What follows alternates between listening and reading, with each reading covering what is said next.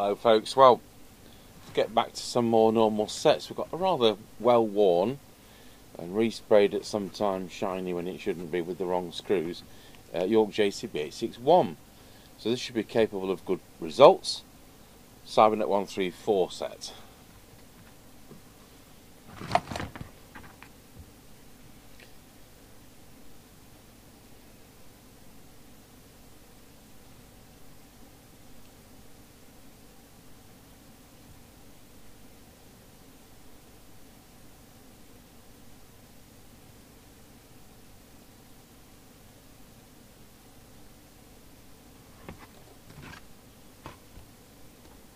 Right, so we'll get it connected to power.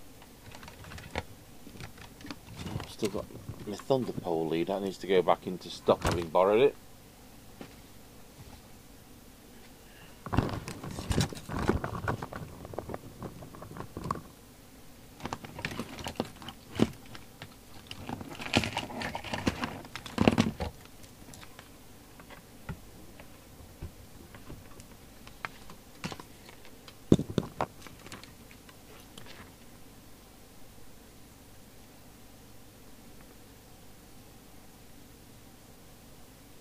If you looked at the video on the SMC business radio, it's going to look further into the black later one. Somebody in the comments has said what model it is. It's a Yaesu, and I've been able to download a service manual as a Yaesu rather than SMC. So although I don't think it's going to go on amateur band, because it, even if it's the band it says it is, it's out of band, but I may well have another look. Right, so we'll get this one connected up to test instruments.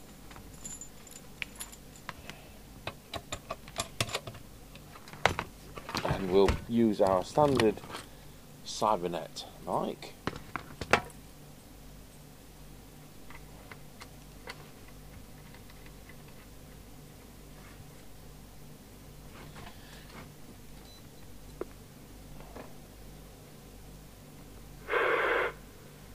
And there we are on. So I'm going to connect it up to, they don't have PA, so we'll connect it straight up to test instruments.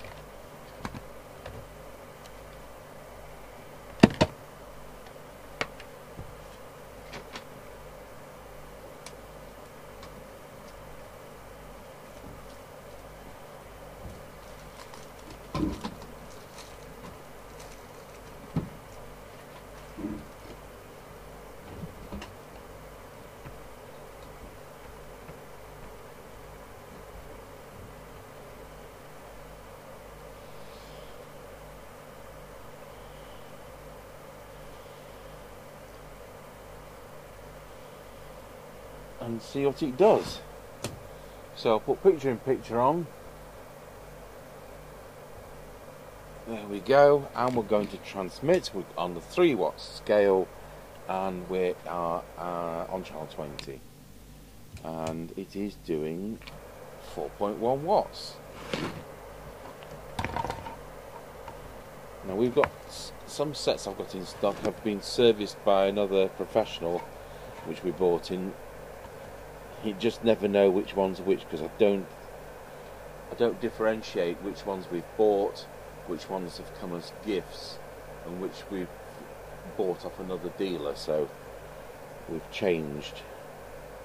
I'll sometimes mention when they're a gift, but not necessarily always. 4.1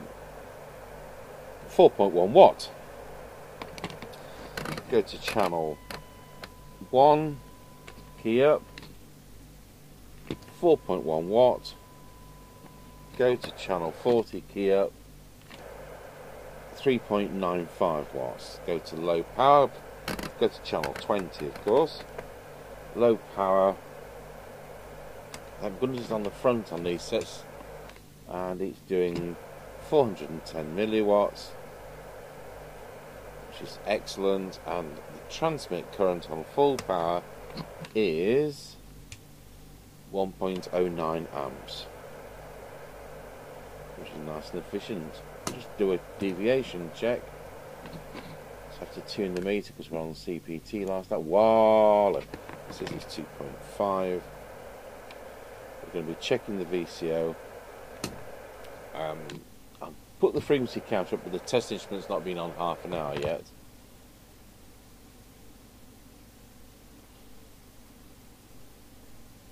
So it's neither here nor there. That would be near enough anyway, and it will rise. It's probably, by the time the instruments are warmed up, it's probably 118. So I'm going to take a break between then and now.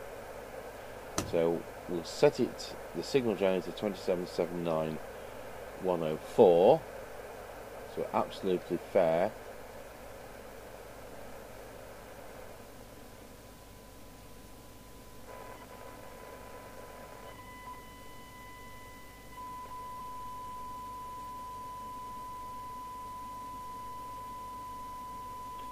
There we go. And let's go to the Cybernet meter.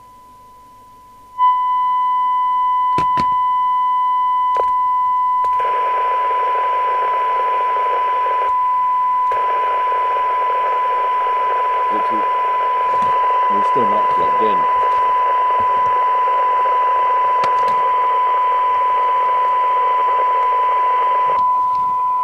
It's better.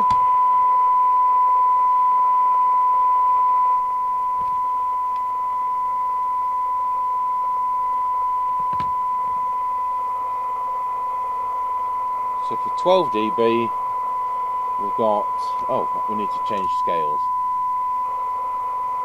That's really good. 0.25. For 10 dB, 0.21. And for 20 dB, 0.47. Squelch, set the signal generator to standby, squelch on the radio to threshold, oh, that's not threshold, signal generator back on,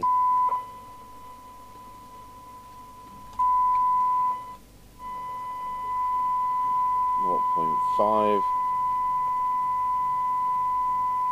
and for full squelch, it's supposed to be at 100 microvolts, and it is.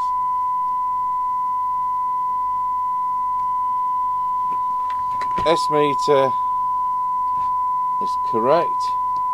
Meter lamp's working, switches are working, potentiometer is working, doesn't have that, and when we key up on transmit, let's turn the volume down, it's reading 4.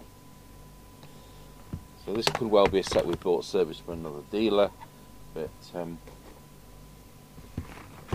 yeah, it just need the black screws. But we'll still go through all the motions.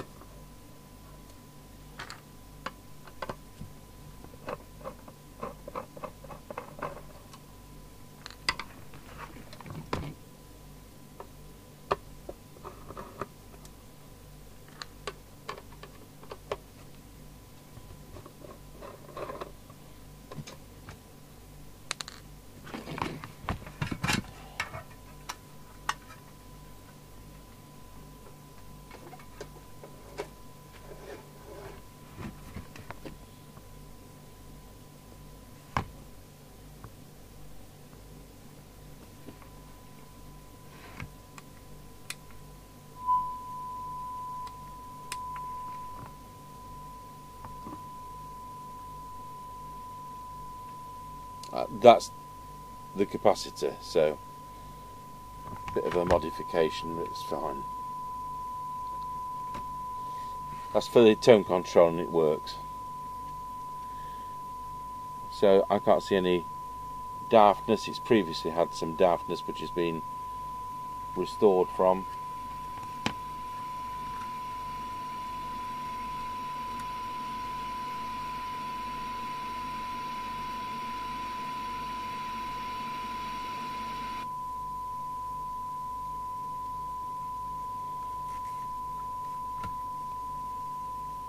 I think my cutters are on Mr. Chippy's bench because I don't know where I put his blue cutters. I was in trouble for that. Right, so what we'll do, we'll just check the VCO. So go to channel 1, borrow one of Mr. Chippy's crocodile clip leads. Normally there's a link between there and there. It's a very useful thing to have. For some reason it's not here on this radio, and you know what, I'm tempted to put that in because it's a good earth point. We do the VCO. We need channel 40 to be at 4 volts.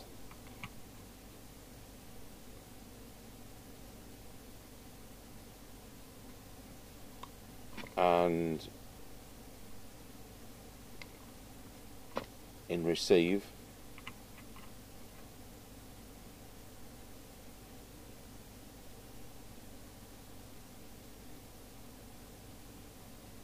and then we need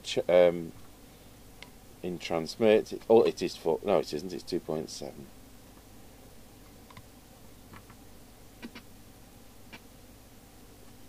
.95 will do me, and on that's our receive, that's our transmit. Let's go to channel 1.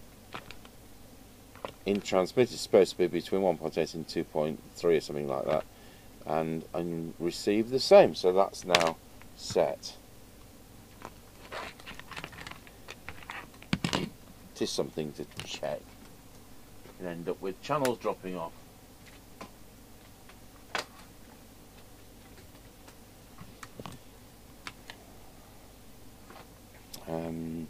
Need the plastic trimmer tool kit.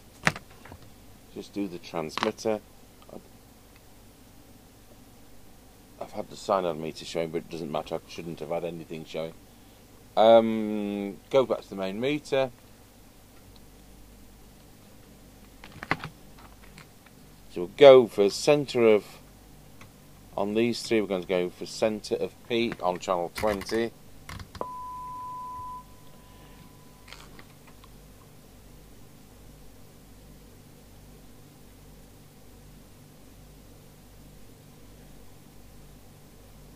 That's centre of peak.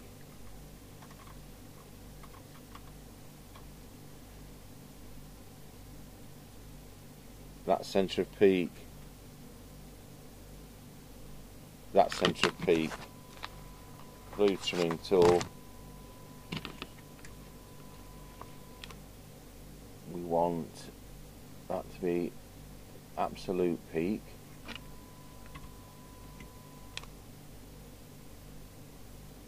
And that to be absolute peak, and that to be absolute peak. So it won't actually go beyond 4 watts on this set, and that can make it difficult to set up, because the idea is we're supposed to be able to tune the transmitter to 4.4 watts and then drop it from that service position. So because it won't go beyond 4 watts, what we're going to do, we've got to now turn this one clockwise until it just starts to move.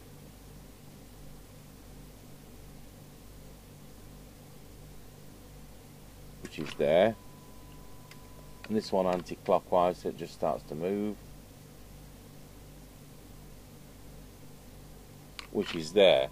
So we are at 3.95 watts. Remember when I first tested it's 4.05 watts. Remember the set's cold, so that's what the difference is. So now we're on channel 40, it's 3.99 watts, channel 1 it's 4 watts.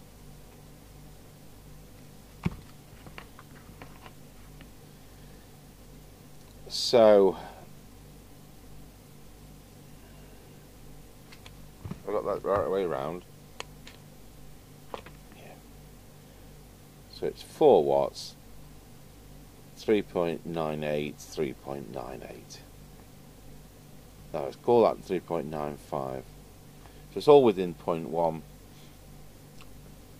And if when this radio cools down, it'll be about 4.05. But nobody's going to have a knock at the door from the powers that be for that. It's well within the measuring error tolerance. There's a good mouthful. So we're going to go to channel 20, check low power. Low power is now 320 milliwatts. See if we can just change that.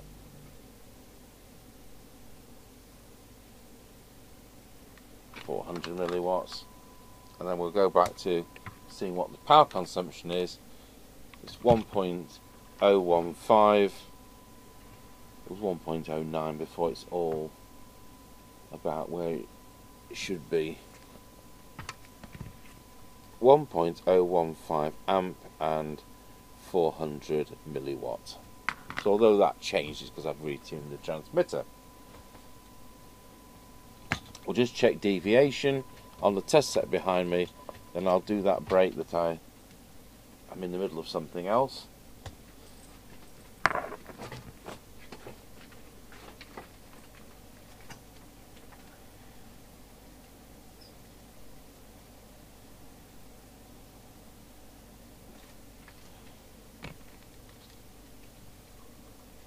Wow, yeah, just slightly high on this test set. Let's make sure I've got that to centre position. It is. Wow. There we go. That's reset to 2.2 with a peak of 2.5.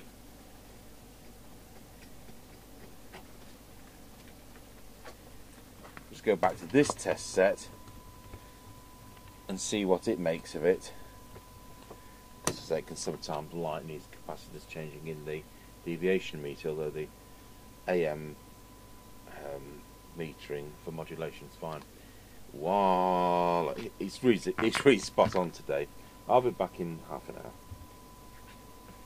Right, so I'm back with you. We're just going to do a quick key up and just look at what the power's doing now. We're on channel 20 and it's 4.05, just as I thought it would be. Right, we've done the deviation. The meter previously was in the right position.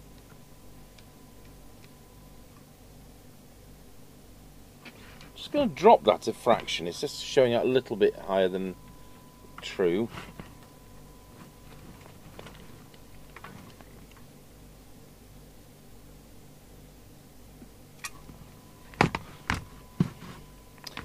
And so that's everything on the transmitter.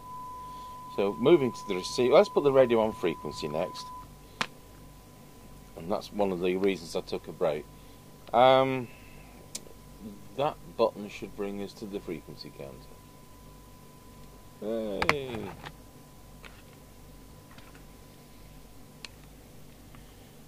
So 277911. I guessed it'd be 79117. It's 79115. So it wasn't that far out. It's neither here nor there. You know, if you bought a set and it was 115 instead of 125, it's not going to make any difference.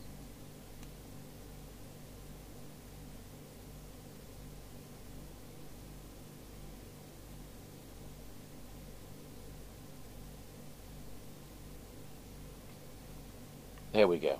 Bang on.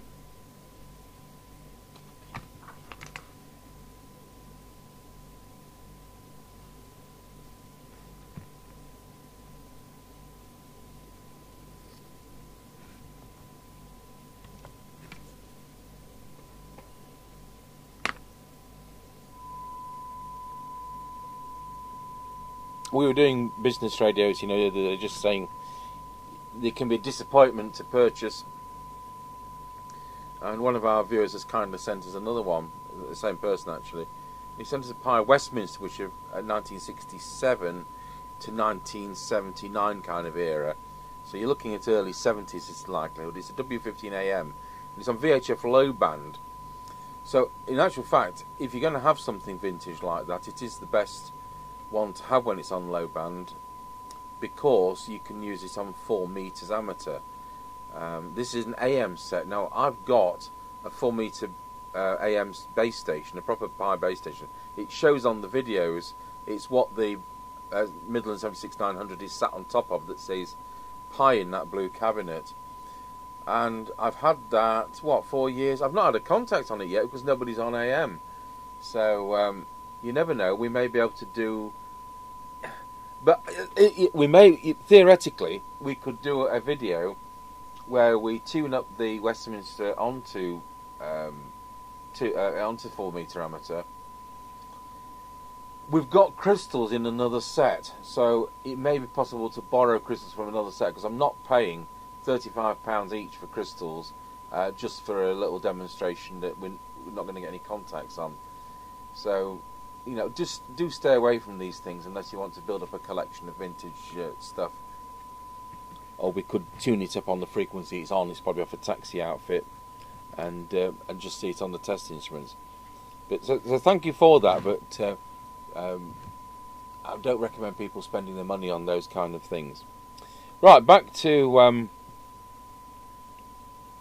this. Let's look at the receive.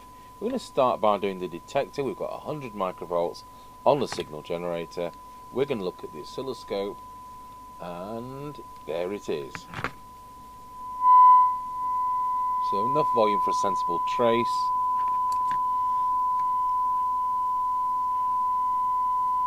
And we need to just do the detector, which is there. Spot on. Now this receiver was pretty hot.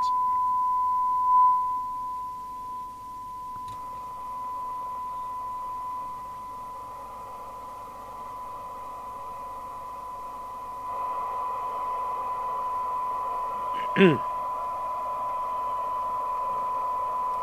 just drop the signal a bit more and go to the cyanide meter.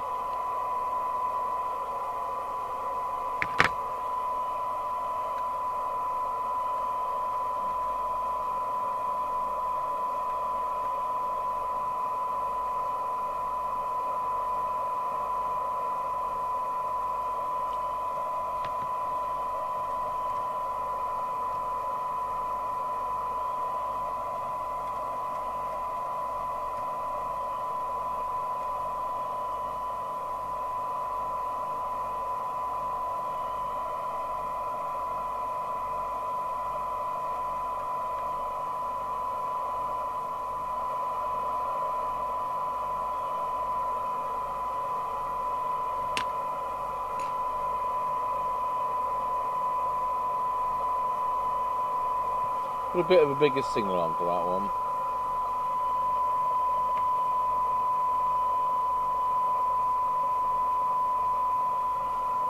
Then the one lurking under the wiring.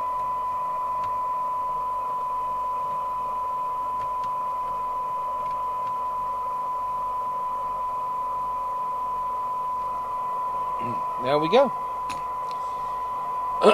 Let's get a new reading. It's probably worse.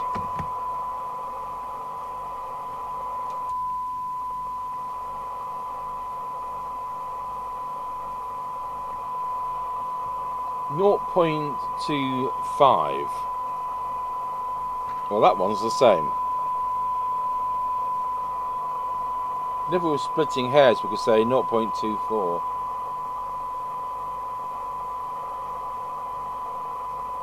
(10 dB), 0.21, and 20 dB.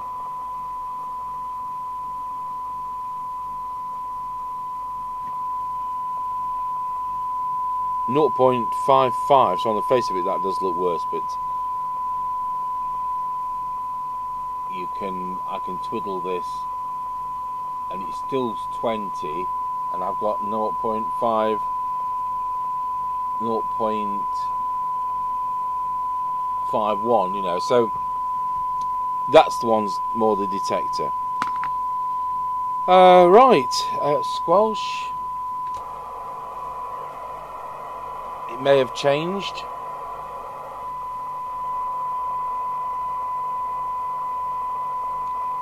So let's look at squelch to full. Let's put the attenuator up on the screen. So I want it to come in at 100 microvolts. So 1, 3, 10, 30, 100 it does. Excellent. So now we'll do the opposite. We'll park the signal generator at 0.3 of a microvolt, put it to standby, turn the squelch down on the radio. Just move that a bit back so you can see me actually turning the knob. There's threshold, signal generator back on. 0.81.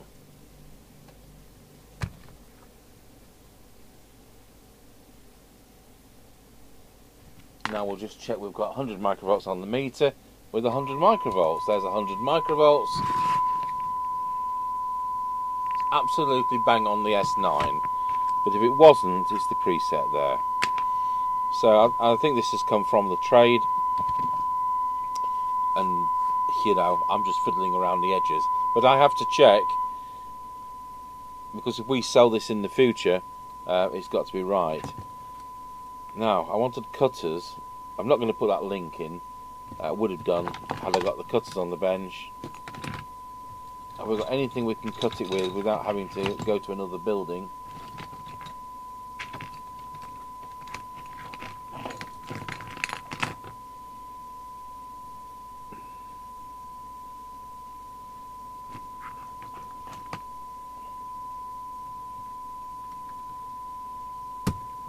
There we go. Lid back on.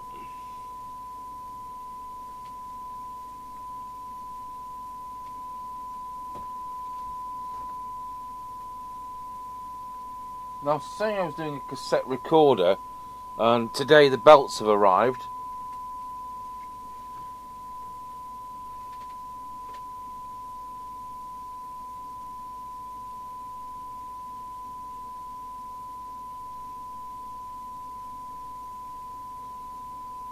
So I'll be able to finish that video off.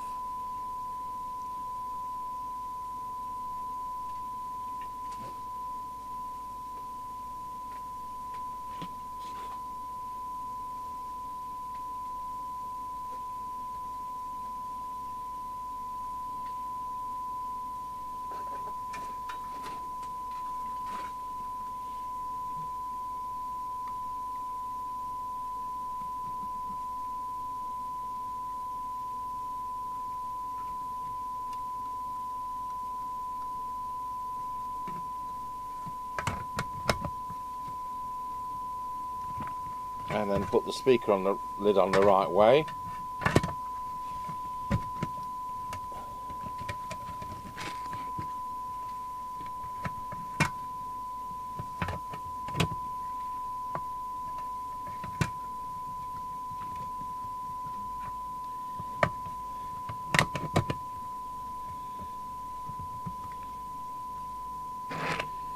Right, we do have new black screws.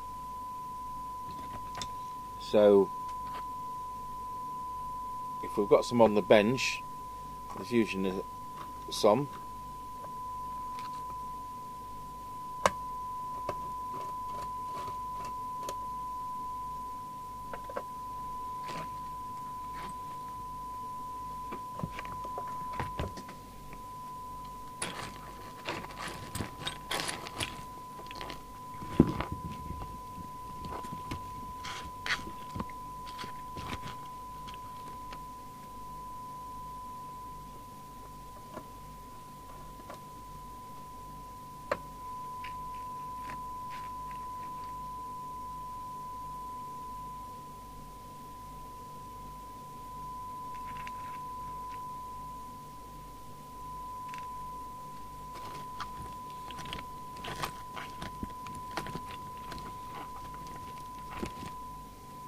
I keep buying packets of black screws and they keep disappearing.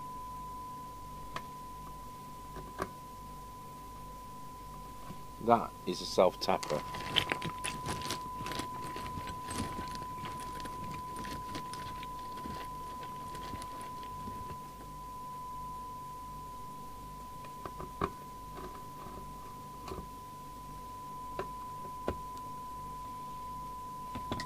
So we will show the old Pi Westminster in detail subsequently. So there we go, that's all done. Just make sure my clipboard's finished. So that was correct, speaker's working.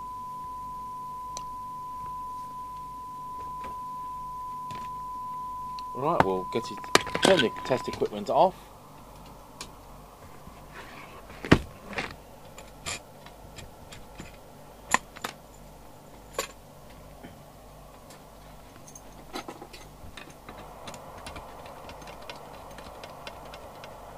And we'll put it on its own speaker.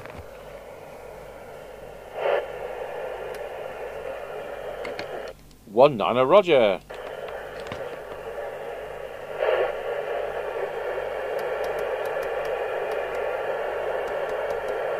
Bit of something on 30.